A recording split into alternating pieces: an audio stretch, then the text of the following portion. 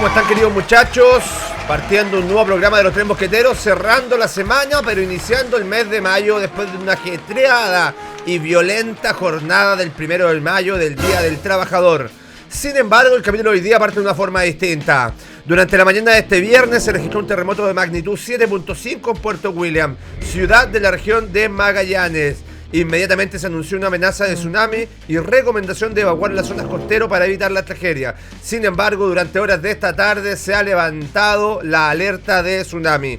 Partimos desde Los Tres Mosqueteros mandando un tremendo saludo a todos los habitantes de la región de Magallanes que sufrieron este nuevo terremoto que sacude a nuestro país, a lo cual, muchachos, ya estamos acostumbrados. No es solamente el terremoto del gobierno de Chile, no es solamente el terremoto de Gabriel Boric, no es solamente el terremoto de la izquierda chilena, sino que nuevamente la naturaleza nos hace tiritar.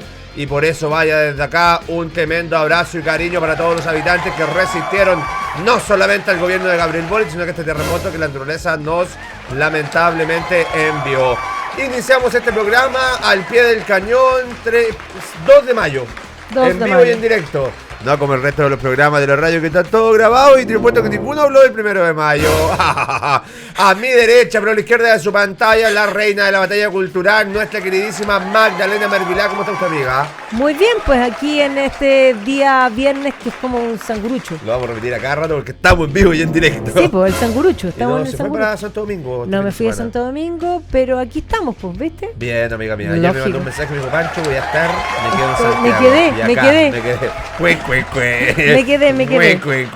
pero entrete, pues, viste, aquí estamos no, con... Santiago es muy rico los fines No hay de semana. nadie. No hay taco. y impresionante. Oye, sol mentiroso hoy día también. Bueno, es sol que mentiroso. ya no calienta nadie. Como Gabriel Boric. Oye, a la izquierda de mi... No, a la derecha de mi pantalla, pero a la izquierda de mi persona, pero debería estar en la ultraderecha. Dicen que se parece a Claudio Rego. Es consejero regional en ejercicio, está fiscalizando la actuación del gobierno regional día a día. Se ha metido en el caso Procultura hasta el fondo y dicen que va a ser uno de los querellantes porque esto es impresentable. Militante emblemático del Partido Republicano, la mano derecha de José Antonio Kast y la persona más buena para decir garabatos al aire después de mi persona. No, se confunde la voz. Se confunde la voz. Oye, muchas gracias, y también la barba.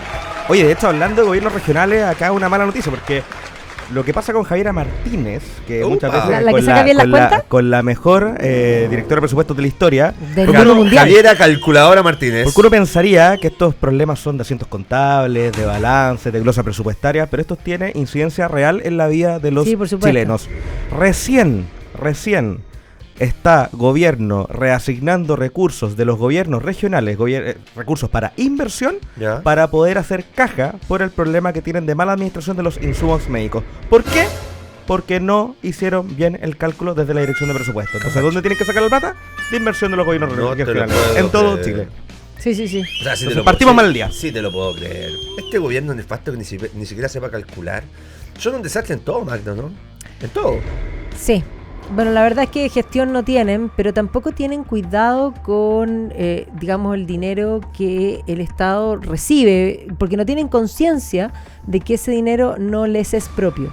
Y cuando uno, en el fondo, piensa que el dinero cae así como el maná del cielo, bueno, suceden este tipo de cosas, porque ellos pensaban que, claro, pueden sacar de aquí, pueden sacar de allá. Total, si nos falta, subimos los impuestos. Claro, estamos listos. Esa es como la actitud. Y no hay cuidado. Y ojo, han malgastado. Y ahí me interesa mucho lo que nos diga Ignacio, sobre todo con el tema Procultura, porque todos han tenido los ojos en Democracia Viva. Particularmente porque supimos mucho más del caso. Y de Cata Pérez, y de Catalina Pérez, porque por lo demás todavía no está imputada de ninguna cosa. O sea, ya está desaforada, no, está imputada, porque desde el momento que se realiza la primera investigación en la causa, tú pasas a ser imputado. O sea, desde que se querellan en tu cuenta, tú ya eres imputada. El problema es que no está formalizada. Bueno, a eso me refiero. No está con medidas cautelares todavía porque la desaforaron hace poco. Entonces, el desafuero, lo primero que te genera como efecto jurídico es que el fiscal te pueda pedir un arresto domiciliario. Bueno, al señor fiscal, para decirle, se está demorando un poco mucho. Web. Aprete, porque además esto les gusta buscar la fórmula para evadir de alguna manera la justicia. Pero el caso de Democracia Viva a mí me preocupa porque los montos son mucho mayores. Hay sin duda además una relación personal de incluido el presidente, con este personaje, Alberto Larraín, que es un psiquiatra renacentista, como bien dices tú, porque era como un homo universalis, porque sabía hacer todo. Humanista máximo, sabía en el fondo. Y es más, yo recordé el otro día en este programa, y lo vuelvo a recordar, que cuando saltó Democracia Viva, algunos próceres vinculados al Frente Amplio dijeron, bueno, sí, pero no meten aquí a todas las fundaciones, porque nosotros trabajamos con Procultura, y una defensa abierta a Procultura, que yo creo que es probablemente uno de los tantos, porque no creo que se quede ahí. Ahora, los sacos de gato. Creo que tienen algo de razón en su argumentación. No son todas las fundaciones, son las de ellos. Son las que ellos crearon, con sus militantes, con sus amigos, con los amigos del presidente. 6.000 millones de dólares es lo que está siendo investigado por parte del Ministerio Público en el caso Procultura. Recordemos que el caso Antofagasta, gobierno regional, Procultura, fueron 650 millones de pesos para la pintada de 3 fachadas de edificios emblemáticos. O sea, Albertito Larraín en Santiago prevenía el suicidio y en Antofagasta andaba pintando fachadas. Te pasaste descriteriado, ¿o no, Ignacio? Yo quiero dejar 3 cosas en la retina de las personas que nos están escuchando o que nos están viendo. Primero es... Procultura ha pasado demasiado piola. Ya recién ahora se abrió. Y el caso más grande. Recién ahora se abrió la carpeta. Recién ahora se puede tener acceso al pendrive que está en fiscalía, en el cual los querellantes pueden acceder y empezar a hacer investigaciones particulares justamente para encontrar antecedentes. Yo creo que hay muchas personas nerviosas con lo que está pasando. Segundo, nosotros tenemos en el control de gestión, en la Comisión de Control de Gestión de Presidenta, Víctor Valdés. Víctor Valdés está haciendo un trabajo de fiscalización, de investigación de lo que está pasando, de lo que ha pasado con fondos anteriores en el gobierno regional y en particular... Pintanino para... ¿Cómo no? Víctor Valdés. Víctor, el Emiliano García es desde el Congreso. El de la acusación. Emiliano García es de la acusación con el tema Allende, no. Ambos republicanos. Exactamente. Víctor Valdés es consejero regional electo, que está hoy día en la Comisión de Control de Gestión, y él está a cargo de lo que es cualquier investigación que se está haciendo en el gobierno regional. Y en particular, una cosa que estamos levantando, no solamente en la gobernación metropolitana, sino que en las gobernaciones de todo Chile, es una auditoría externa. Recuerden que los consejeros regionales tienen la facultad de pedir una vez al año una auditoría externa total a la gobernación regional. Y lo que estamos pidiendo a todos los consejeros regionales republicanos y de la derecha es que votemos a favor de una auditoría externa total. 21 de 30 y tantos, pues lo mínimo que se les puede pedir. Yo sé que usted, Ignacio Dulgel, va a votar a favor. Luchito, Magda, Ignacio, los voy a cambiar de tema. Dale. Todos sabemos que las juventudes comunistas este fin de semana promovieron el asesinato de José Antonio Kast y Johannes Kaiser, con una fotografía de 2 muñecos con indicaciones y con rostros de José Antonio y Johannes Kaiser junto a la, lamentablemente, suástica nazi. Sí. Promovieron el asesinato. Todos sabemos que la izquierda no es democrática. Todos sabemos que la izquierda radical es violentista. Todos sabemos que hacen apología de la violencia. Pero esta imagen en particular debe ser condenada por todos. Esta apología de la violencia es simplemente asquerosa, es repugnante y da cuenta de que la izquierda radical y en particular los militantes del Partido Comunista siguen haciendo apología de la violencia. No fue solamente la juventud del Partido Socialista la que hace algún día celebraba al dictador Joseph Stalin, sino que también son las juventudes... Celebraba a Lenin. A Lenin, ¿verdad? Sí. A Vladimir pero que también Lenin. es putrido igual. Lo que pasa es que Stalin es aún peor, pero eso no hace que Lenin sea bueno. Tal cual. Entonces, estos muchachos tienen que ser condenados por todo y hay que decirlo con todas sus letras. Son unos violentos, son asquerosos, son repugnantes. Son hipócritas, además.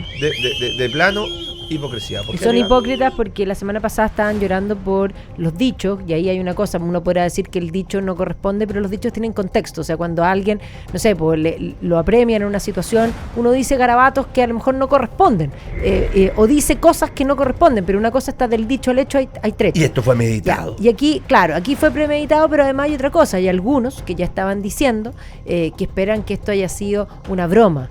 Me recuerda me recuerda a mí al que no baila, no pasa, y que decían que era una broma. Es que no es una broma, es algo que no corresponde, porque atenta contra la libertad que tenemos todos de movimiento, y tanto que les gustan los derechos. Bueno, ese es el derecho fundamental, la libertad de expresión, de opinión, sí, y de movimiento, entre otras cosas. Esto no es una broma, esto es en serio. y esto es reiterativo y es bastante coherente con lo que han sido, y por lo tanto cuando ellos dicen las credenciales democráticas del Partido Comunista, primero es algo que se opone a sí mismo, porque los comunistas nunca han sido democráticos, pero muestra lo hipócritas que son, porque efectivamente esto que vimos no es el ejercicio de la democracia. José Ignacio Dulce. Te estás confundiendo. Sí, ¿qué estáis pensando? José Ignacio Concha, nuestro querido compadre José Ignacio Concha, el rey del reel. Oye, Ignacio, ¿esto afecta directamente al Partido Republicano? ¿Esto es una agresión directa hacia José Antonio Kast? ¿Este es un llamado a... Yo lo digo a decir con todas sus letras porque no me voy a hacer el weón. Al asesinato de José Antonio Kast y el asesinato de Johannes Kaiser. No solamente el asesinato, sino que un asesinato brutal, cruel, no, y al más estilo Mussolini, porque lo que mostraron es precisamente lo que le sucedió a Mussolini, porque Mussolini lo mataron, lo colgaron de los pies en una gasolinera en Milán, junto a Clara Petacci y otros más, que Clara era la amante, y posteriormente los bajaron, los vejaron, los patearon. A ver, ustedes pueden buscar cómo quedó, lo cual va más allá de lo que corresponde. Es crueldad. En el nombre de la justicia, eso no es justicia, eso es vendetta.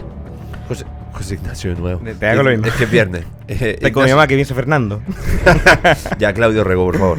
Mira, lo que pasa un poco acá, y para volver un poco al tono de lo que estamos hablando, es... Esto nos recuerda un poco a lo que pasó el 2019, a todo ese episodio de violencia, a todo ese episodio de polarización, a todo ese episodio de...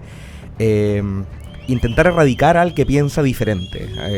La figura de José Antonio Kast, la figura de Johannes Kaiser hoy día no son figuras que estén involucradas en temas de derechos humanos, no son figuras que estén involucradas en alguna desaparición, en algún problema con respecto a gobierno militar, dictadura, como quieran llamarlo, pero al final del día lo que están haciendo el Partido Comunista es simplemente poner de protagonista a la violencia. Y acá hay que tener un grado de responsabilidad, porque yo no quiero hacer mucha gárgara con el tema por una cuestión muy sencilla.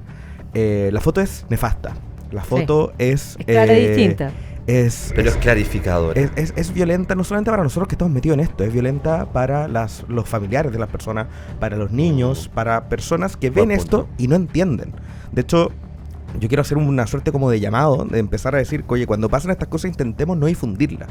Porque lo que no podemos permitir, porque yo puedo entender que una persona tenga un odio con respecto a una determinada ideología, con un determinado partido, con un determinado momento histórico, porque en el fondo, en los momentos de donde se ejerce fuerza, donde se ejerce represión, donde se ejerce cierta autoridad, donde estoy hablando de los últimos años de la historia de Chile, estoy hablando incluso de los últimos 50 años, cada uno tiene su historia, cada uno tiene sus muertos, cada uno tiene su rabia, cada uno tiene sus dolores. Sí. Lo que no podemos permitir es que esos dolores sean transmitidos en generación en generación. No podemos permitir que mis hijos tengan mis odios, ni que los hijos ajenos tengan odios ajenos transmitidos por generación, porque esos odios lo único que hacen es dejar de entenderse, dejar de tener contexto y que terminan al final del día en una ruptura del sistema democrático y de la república. No podemos permitir nunca más que el odio se siga propagando de esta forma. Bueno, hubo reacciones de todo el mundo político. Sí. José Antonio Kast, a través de su cuenta de X, señaló: hay algunos que a través del odio y la violencia van a hacer todo lo posible para detener a quienes queremos que Chile vuelva a ser un país seguro, libre y próspero. No lo van a lograr. Llegó la hora de recuperar y reconstruir Chile, cueste lo que cueste. Johannes Kaiser, por su parte, señaló: a propósito de cierta foto publicada por los subdesarrollados intelectuales de las juventudes comunistas, quiero recordarles que los únicos que pactan con nazis son los comunistas, es verdad, cuando se repartieron Alemania. Son y serán gemelos, y Europa en general. Ribbentrop-Molotov. Son y serán gemelos de la misma madre genocidia. Evelyn Matei, por su parte, señaló: esta es la imagen más nítida de la violencia política que día a día ejerce la izquierda en Chile por intermedio del Partido Comunista de Chile, hoy en el gobierno. Nunca más justificar ni amparar la violencia política. Mi repudio total, y espero sea transversal, mi solidaridad con José Antonio Kast y Joe Kaiser. Hay una que me llamó la atención. ¿Les suena Jaime Gajardo? Ministro de Justicia, sí. Militante de Comunista. Partido Comunista. ¿Qué señaló? Lo vi, me parece lamentable. Y en esto quiero ser bien claro. creo que todos tenemos que condenar esta publicación. La publicación es de tu propio partido, compadre. ¿De qué estás hablando? ¿Dónde está el Comité Central del Partido Comunista condenando esta actuación de un órgano que es parte de la institucionalidad misma del PC? Si no estamos hablando de un posteo de una persona individual que sea militante del Partido Comunista. Estamos hablando de una orgánica institucional representativa que es parte de la institucionalidad del Partido Comunista. Son las juventudes oficiales de los comunistas los que están haciendo apología del genocidio, de la violencia, del asesinato. Son los mismos que, como decía Johannes Kaiser en su momento histórico, sí, los comunistas, los marxistas-leninistas pactaban con nazis para repartirse Europa. Son los mismos que entraron con el ejército rojo en Alemania, en Berlín, y se violaron a todas las mujeres que podían encontrar. Son los mismos que a través de Joseph Stalin y Vladimir Lenin mataron a cerca de 20 millones de personas, cerca de 6 millones de ellas en Ucrania, por la hambruna y su reforma agraria, porque no tenían para comer. Son los mismos que generaron genocidios, sí, genocidios y canibalismo por parte de las personas que no tenían de qué alimentarse. Pero que un personaje como el ministro de Justicia, militante del Partido Comunista, salga a condenar una imagen publicada por una orgánica misma del Partido Comunista, lo considero hipócrita, lo considero rasca, lo considero nefasto, y es una actuación que sin duda debe ser condenado, ¿no, Magda? Sin duda, y bueno, y ahí tuvimos también los comentarios de Carolina Toá, salió condenando, digamos, un poco porque yo creo que están mirando en particular la opinión pública. Yo creo que esto es repudiable per se, por lo tanto, pero esto muestra a lo que hemos llegado y cómo está el ánimo país, porque la semana pasada estábamos hablando del tema de los carabineros, la propia candidata presidencial Janet Jara decía que ella defendía a los carabineros, pero no nos olvidemos que ella vestía la polerita del perro matapacos, como lo llamaban. Claro, pero era, lo llamaban, yo me acuerdo una vez que fue muy divertido, porque yo dije en una columna eso y alguien me escribió, me dice, no se llama así, se llama negro matapaco. Entonces yo le contesté, le dije, me acordé de ese chiste, no sé si tú lo sabéis, que va llegando un señor al registro civil y están cerrando. Entonces le dice, no, señor, es que necesito urgente que me atienda. No, el lunes no hay opción, vamos a cerrar ahora. Es que necesito cambiarme el nombre, por favor. No, señor, es que, ¿cómo se llama usted? Juan Caca. Ah, chuta, ya. Bueno, ya. Abre la cortina, instala, prende el computador. Esos computadores se demoran en prenderse. Sí, bueno. Ya, y toma y le dice, ya, perfecto, Juan Caca. ¿Cómo se va a poner? José Caca. Con ese chiste de Magdalena Mervilá que da cuenta de la hipocresía de ciertos miembros de la izquierda radical chilena, nos vamos a la primera pausa comercial. Estamos conversando junto a José Ignacio Concha, Ignacio Dulgen y nuestra propia reina Magdalena Mervilá. A la vuelta de la pausa comercial comentemos un poquito de lo que fueron los actos del 1 de mayo, algunos con bastante violencia.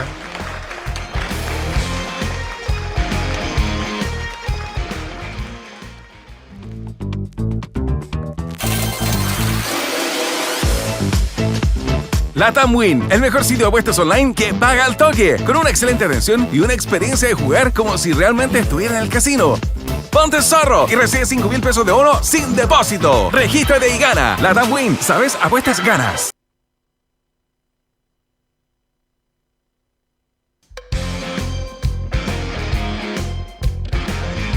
Eso. ¿Cómo vamos a hacer los tres mosqueteros si no defendemos el capitalismo, el libre mercado, el lucro? Y para eso vamos a saludar a nuestros queridos auspiciadores que juegan con nosotros, que le ponen la ficha a los tres mosqueteros, e invitamos a todos aquellos empresarios, opresores, capitalistas a que nos auspicien, porque estaríamos felices con contar con ustedes, muchachos. ¿Qué pasa si quiero ir al mejor banco del mercado, Magda? Bueno, si quieres invertir y que te vaya increíble, con tu cuenta de inversiones digital de BCI, hoy tienes el respaldo de un banco con más de 87 años de trayectoria. Ábrela sin costo de mantención y comienza a invertir de forma fácil y simple, porque con BCI seamos diferentes. ¿Qué nos propone Consorcio, Ignacio Dulger? En un mundo que cambia cada día, tu plata necesita estabilidad. Con el depósito a plazo de Banco Consorcio, tus ahorros crecen seguros y con una de las mejores tasas del mercado. Simula hoy en consorcio.cl. Fácil, rápido y 100% rentable. Banco Consorcio. ¿Estás buscando un lugar para ganar unas luquitas extra? Para que te paguen al tiro y que no te vendan la pomada.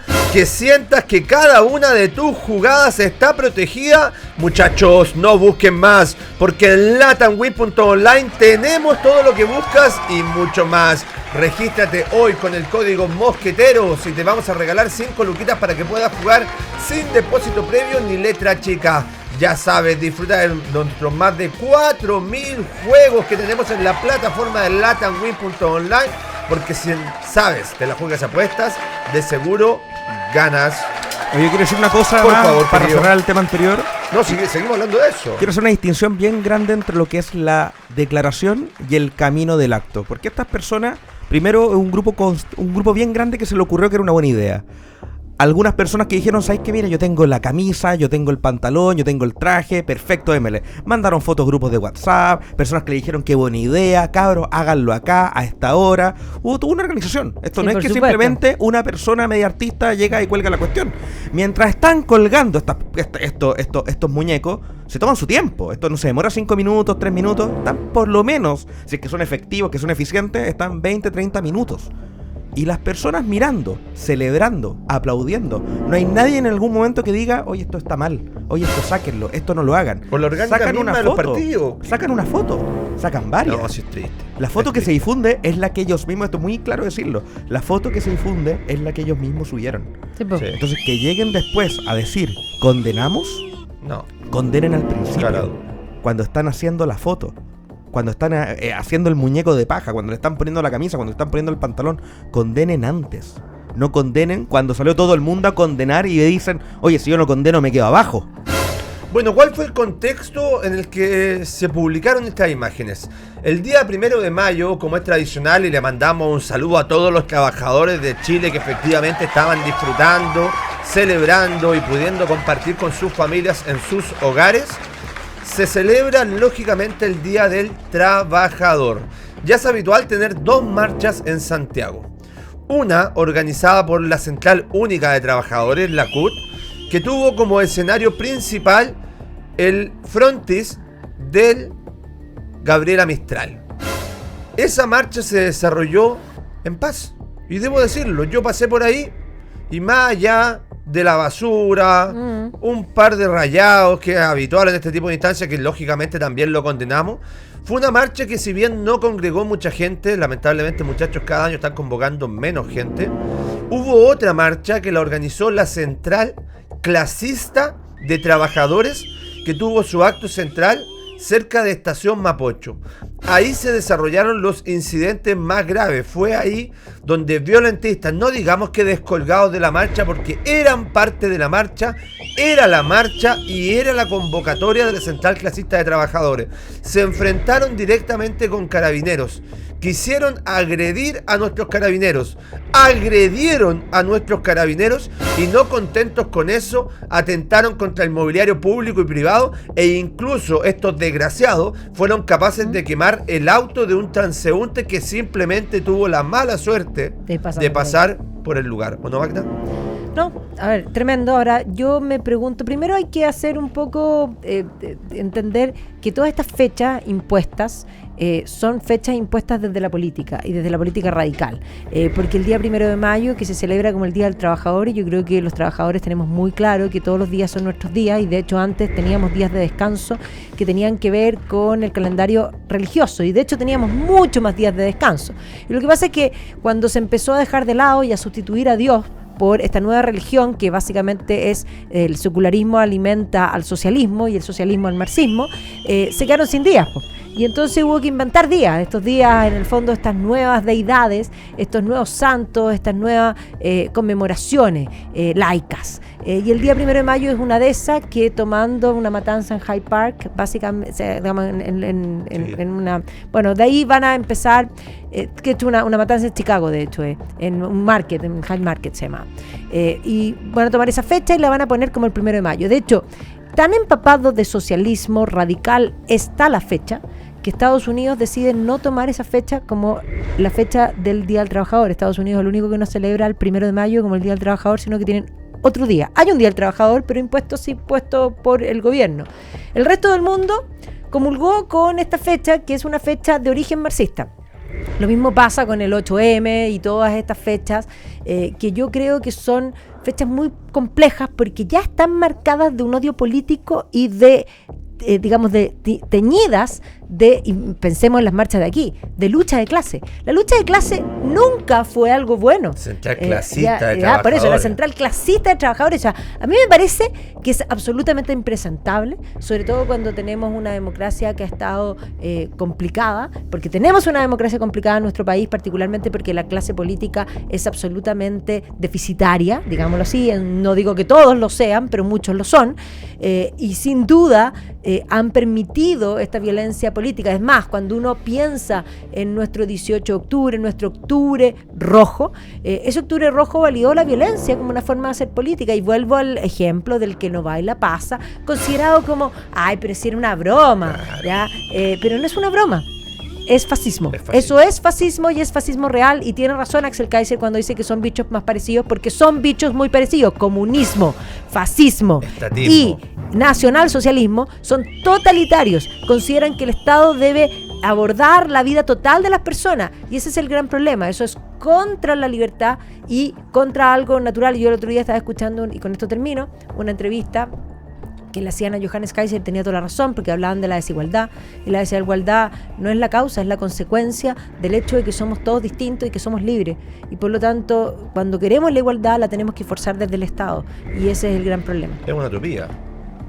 Ignacio. Lo que termina pasando un poco, yo quiero rememorar un poquito lo que dijo Magdaleno con respecto a las fechas que impone el marxismo, porque claro, son fechas que intentan decorar desde el bienestar. Entonces la fecha, este es el día de la mujer, este es el día del trabajador, este es el día de la fiesta de los abrazos, y todas estas fechas que el marxismo busca, por así decirlo, instalar, son fechas que traen aparejada un fuerte conflicto. Por ejemplo, el Día de la Mujer. Hoy día tú no sabes si puedes celebrarlo, si tienes que conmemorarlo, si puedes saludar, si hay que entregar flores, si es un día de reflexión, si es un día... Es un día de conflicto. Es un día de conflicto, pero además te digo una cosa, Ignacio. Para mí, todos los días son mi día. Eso es muy bueno. Por supuesto. Y no de la mujer, sino que de Magdalena Mervilá. Yo celebro el no cumpleaños. El no cumpleaños. El no cumpleaños, porque me gusta celebrar los 364 días. Solo que hay uno más especial, que es el día de mi cumpleaños. Oye, pero que quiero mezclar los temas para cerrar el punto. Para cerrar el punto. Me cierran los puntos, déjenmelo abierto, hombre, si estamos conversando de eso. Pero para cerrar la idea que quiero entregar. Que es todos estos días de conflicto, por algo, insisto, algo era natural que en ese día en concreto se hicieran ese festival con esos muñecos, porque es un día que está constantemente plagado de violencia, como el Día del Joven Combatiente. Es natural que hagan eso, o sea, y es solicitado a la juventud de los comunistas que hagan eso. Claro. Es natural. Por eso que salgan ahora a condenen antes. Por algo lo bautizamos como el Día del Joven Delincuente. Si todos los años se generan los mismos incidentes, el atentado a carabineros, la propiedad privada, la propiedad pública, hay desmanes, hay desórdenes, hay violencia, hay revolución, hay insurrección. Y menos mal no quisieron instalar los días de octubre, porque eso habrían sido feriados o se hubiera ganado la primera constitución. Sin duda. Habríamos hablado del mes de la dignidad, estaríamos hablando del 18. El mes de la plurinacionalidad. 18 de octubre, en el fondo, para eliminar el 18 de septiembre. Sí, pues. Oye, me voy a quedar un poquito con lo que fue la marcha de la CUT y el evento que realizó la CUT, porque llegaron dos precandidatos presidenciales, Janet Jara y Carolina Toá. Todos sabemos que la CUT es una institución, un brazo, digámoslo, político del Partido Comunista y de la izquierda radical chilena. A nadie le extraña que en este tipo de eventos se haga proselitismo respecto a las candidaturas de ciertos personajes del PC y del socialismo democrático. Sin embargo, me llamó la atención los discursos donde nuevamente se tiraba barro, por así decirlo, para no decir otra palabra más fuerte, hacia el Partido Republicano, señalando que eran los que se oponían a todos los cambios sociales, que eran aquellos que estaban en contra de los derechos de los trabajadores, que eran aquellos que atentaban contra la clase trabajadora, contra el pueblo oprimido. ¿Y chuta, uno no tiene derecho a pensar distinto? ¿Uno no tiene derecho a, cuando quiere, votar en contra de proyectos que considera que son malos? ¿Acaso no tenemos el derecho de reflexionar en torno al sueldo mínimo y ver cuáles son las consecuencias en la afectación del mercado formal, en la generación de empleo? ¿Acaso no podemos pensar de forma distinta? Es ahí donde, Ignacio, nuevamente se ve ese totalitarismo propio de la izquierda que no le gusta a la gente que piensa de forma distinta. Magda. Solo decir esto, que a mí me encantaría sacar las cuentas en los sectores políticos y aquí más allá humanamente, digámoslo así, como persona individual, sacar la cuenta de cuántos empleos dan y quién hace más cosas por los trabajadores y quién de alguna manera solo se lava la boca. Yo quiero poner las cosas un poquito en perspectiva. ¿Cuántos diputados existen? ¿155? 155. ¿Cuántos senadores son? Son 50. ¿Cuántos senadores tiene el Partido Republicano? Hoy día 0 por la renuncia de Carmen Gloria. Que vamos a hablar de eso a la vuelta de la pausa. ¿Cuántos diputados tiene el Partido Republicano? Aproximadamente 12. En el fondo 12. Algunos que se han ido, otros que se han metido. Estamos hablando de 12. Hubo harta rotación, amigo. Estamos hablando de 12. ¿Cómo puede la CUT, cómo puede el gobierno, cómo puede el Partido Comunista decir que los cambios no se hacen por estos 12 diputados cuando de 155? Ellos tienen mayoría, cara dura. Oye, tienen mayoría, tienen al gobierno, oye, si la propuesta fuese buena, el Partido Republicano la votaría a favor. Ese es el problema. El problema es que proponen cosas malas que ni siquiera su gente vota a favor. Y puede ser que tengamos visiones distintas de respecto de cómo desarrollar la economía. Y créeme que las tenemos. Y créeme que nuestras ideas son mucho mejores que las de ustedes, compadre. Si ustedes no saben nada de economía, tienen una directora de presupuesto que no sabe usar la calculadora. Y ustedes, los comunistas, siguen pensando que los factores productivos y el gran empresario hay que expropiarlo y todo tiene que ser por parte del Estado. Y eso ha demostrado que genera hambre y miseria. Si es parte de la ideología del marxismo-leninismo el generar hambruna, ¿cierto, Macro? Sigue creyendo que las cosas tienen valor objetivo. ¿Cuándo ha funcionado el comunismo en alguna parte del mundo? Tienen 150 millones de asesinatos en su hombro. Por lo bajo. Pero además hay una cosa bien decidora. Yo siempre doy el ejemplo de Alemania posguerra. Alemania quedó igualmente destruida, eran todos alemanes, era la misma mentalidad. Porque claro, muchas veces uno dice, bueno, las aplicaciones culturalmente en otros lugares no resultan. Pero aquí era el mismo sustrato. Y la Alemania federal toma el camino del libre mercado y la Alemania democrática el camino del comunismo. Edwin Erhard. El primero va a ser Walter Ulbricht, posteriormente va a Ludwig Erhard. Me disculpa. La economía social de mercado en Alemania posguerra. Ludwig Erhard es la economía social de mercado en la Alemania posguerra y Walter Ulbricht es el gobernante de la Deutsche Demokratische Republik, que de democrático no tenía nada. Lo que quiero plantear es que el muro de Berlín cayó no por un tema político, más allá que sí, de acuerdo, en ese momento sale Margaret Thatcher en el año 79, sale Ronald Reagan en el año 80, sale el Papa Juan Pablo II en 1978, pero eso no fue, la presión política existía, pero el muro cae porque quebró, económicamente quebró.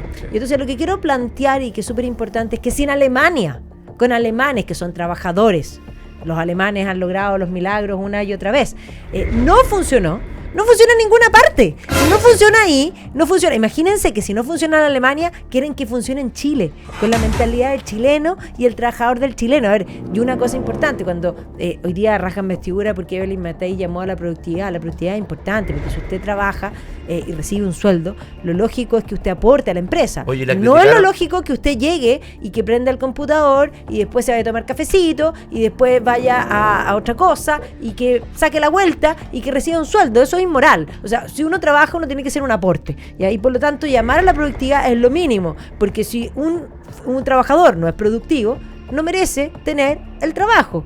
Y eso es ética número 1. Y la criticaron por algo que es lógico. Ella dijo, hay que capacitar a los trabajadores y nunca he visto a la CUT preocupada de la capacitación de los trabajadores. Y se enojaron. Sí. Cuando es una cuestión lógica, muchachos, estamos terminando el segundo bloque de los Tres Mosqueteros del día de hoy. Como ustedes ya saben, estamos conversando junto a Ignacio Dulger, consejero regional electo del Partido Republicano, y nuestra queridísima mente brillante de Magdalena Mérvila. A la vuelta de la pausa comercial, informe de la Comisión para la Paz. Gobierno lo califica de hito histórico, mientras oposición y gremios critican la falta de unanimidad. Bien, la oposición trabajando unida.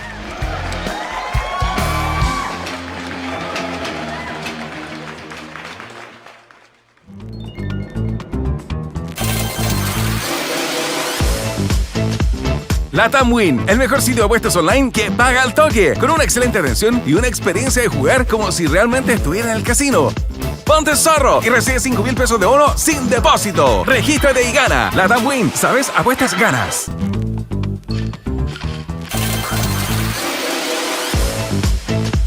LATAM Win, el mejor sitio de apuestas online que paga al toque, con una excelente atención y una experiencia de jugar como si realmente estuviera en el casino. Ponte zorro y recibe 5,000 pesos de bono sin depósito. Regístrate y gana. LATAM Win. ¿Sabes? Apuestas ganas.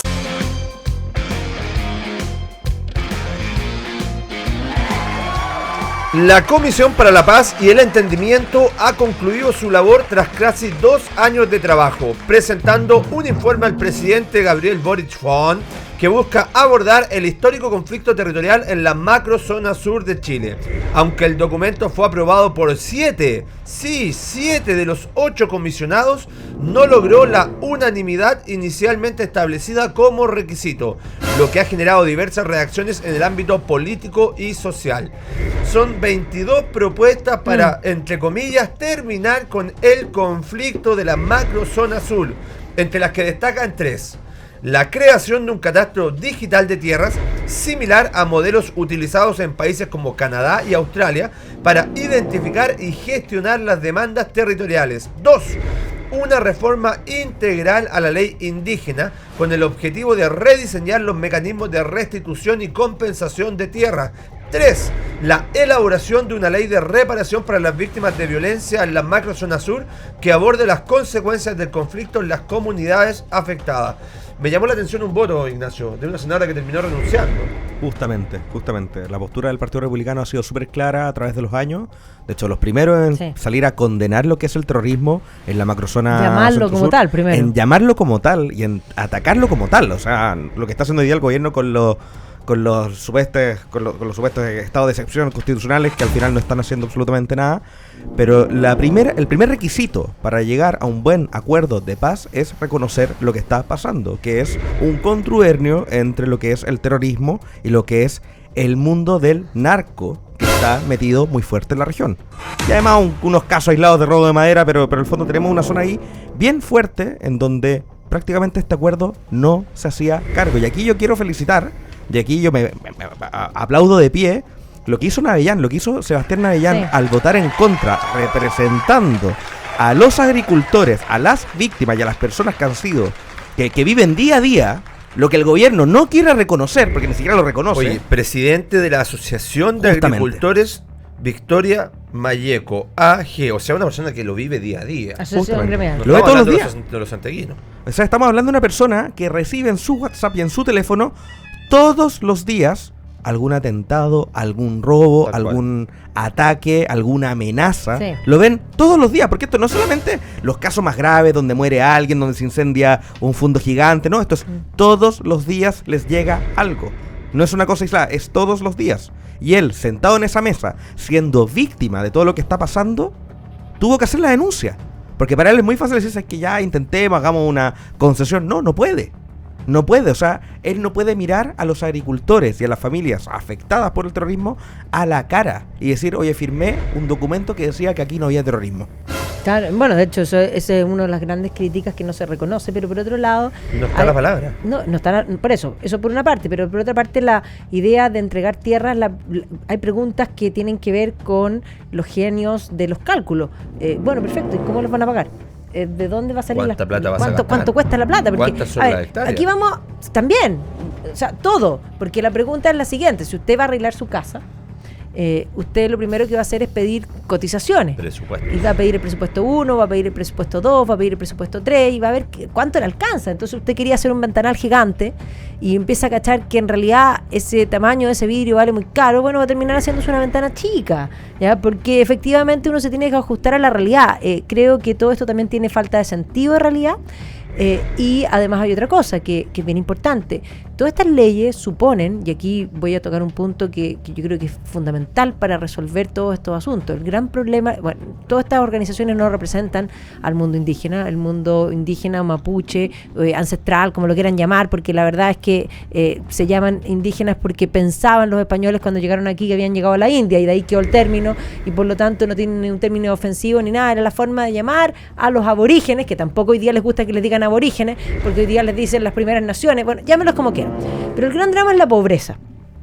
Y este tipo de digamos, de discriminaciones positivas, que es lo que pretende instaurarse a través de estos acuerdos, supone que todos los mapuches son, voy a decirlo en términos jurídicos, incapaces relativos. Es decir, necesitan una cierta representación, pero además asume que son tontos.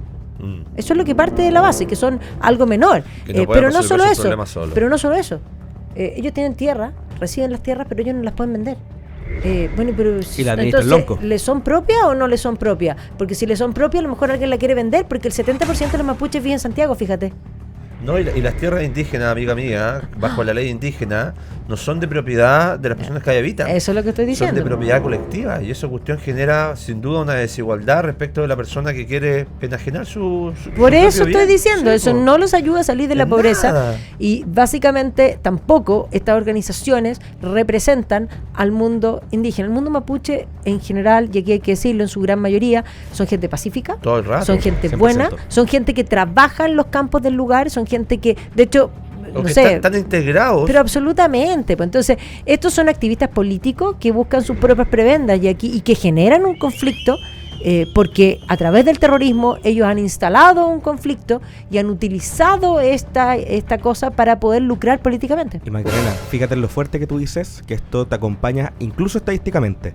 En las últimas 5 elecciones, la Araucanía, siendo las regiones más pobres de Chile, ha votado sistemáticamente por la derecha. Incluso en las elecciones donde la derecha pierde, en la Araucanía, la derecha sigue ganando por mayoría absoluta. No, y de hecho, una cosa importante, en la convención, donde se les daba unas autonomías y qué sé yo, también votaron en contra. Y eso es súper importante, porque hoy día Gonzalo Vinter, candidato presidencial, está reestableciendo esa idea de las autonomías. A ver, recordarle, señor Vinter, el 62% dijo que no, y un porcentaje sobre el 70% en la Araucanía dijo que no. Así que termine de intentar de instalar su propia agenda política que le es servil a su ideología. Te pongo una pregunta.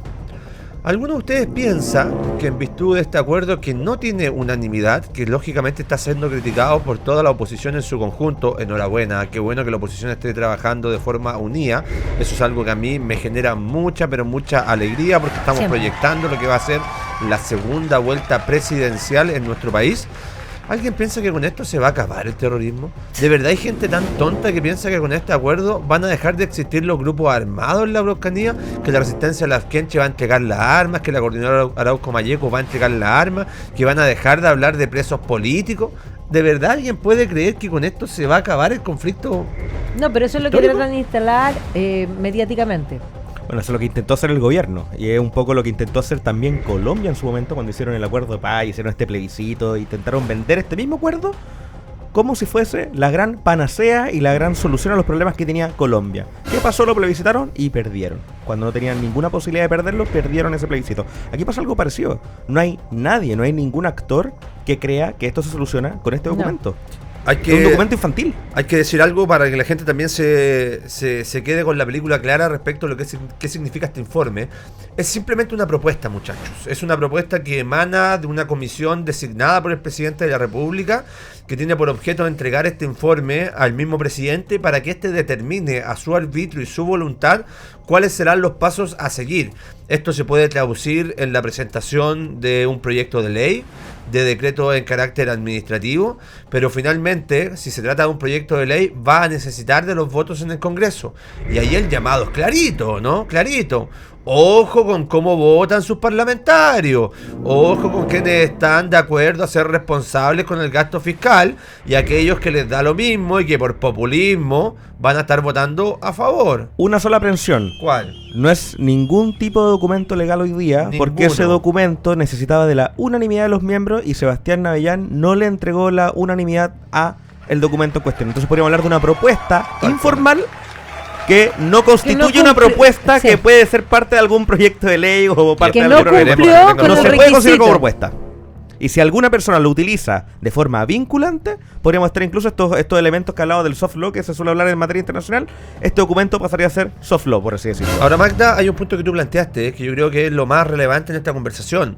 Hay sectores políticos, principalmente el Frente Amplio y el Partido Comunista, la izquierda radical, la extrema izquierda chilena, que van a seguir insistiendo con las demandas que perdieron en la Convención Constitucional. Pero todo el tiempo, pues a ver, yo quiero que todos ustedes en su casa lo tengan súper claro, y por eso yo siempre dije que ese documento no había que usarlo para hacer el asado, hay que guardarlo.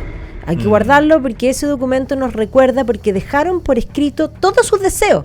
Y cada vez que hoy día intentan poner algo sobre la mesa es tratar de volver a eso. Y eso, y es más, la gente olvida. Yo la semana pasada empecé a instalar el problema que tiene Chile. Chile tiene el síndrome de Dory.